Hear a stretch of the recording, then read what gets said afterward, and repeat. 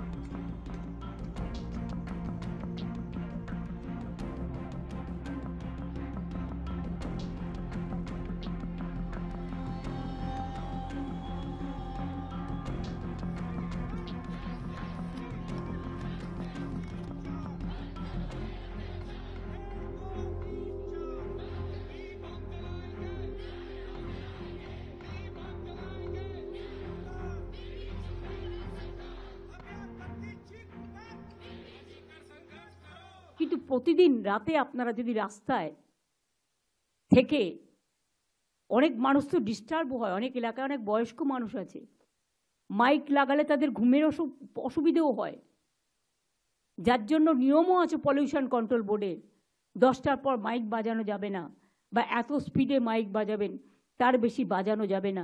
তা সত্ত্বেও আমরা সব ছেড়ে দিয়েছি। 1 মাস তো হয়ে গেল, আজকে 9 তারিখ, 1 মাস 1 দিন, 31শে মাস গেছে। আমি অনুরোধ করব পুজোতে ফিরে আসুন, উৎসবে ফিরে আসুন, আর সিবিআইকে বলবো তাড়াতাড়ি বিচারের ব্যবস্থা করুন। এটা তো এখন আপনাদের হাতে, আমাদের হাতে নেই।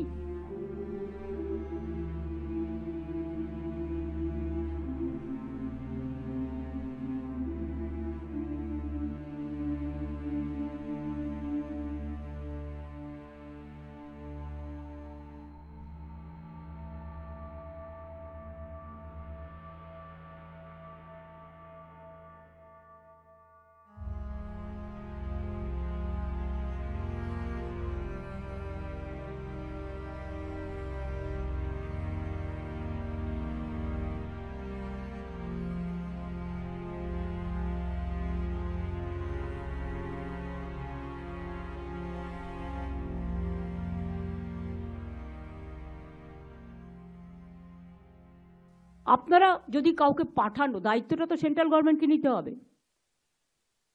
সবটাই স্টেট গভর্নমেন্টের উপর আপনারা চাপিয়ে দেবেন আর মিথ্যে কথা বলবেন আমরা দিইনি, এটা ঠিক নয়। আমরা 3টে জায়গা দিয়েছি। কিন্তু আপনি যদি রোজ সংখ্যা বাড়ান বাংলাটাকে গ্রাস করবার জন্য, পুলিশের হাত থেকে সবটাই কেড়ে নিতে চান রাজ্য সরকারকে, কেন্দ্রীয় সরকারের এর মধ্যে পুরো চক্রান্ত আছে। আমি কোর্টকে কোনো ব্যাপারে একটি কমেন্টসও করব না, because we are bound to accept the court verdict.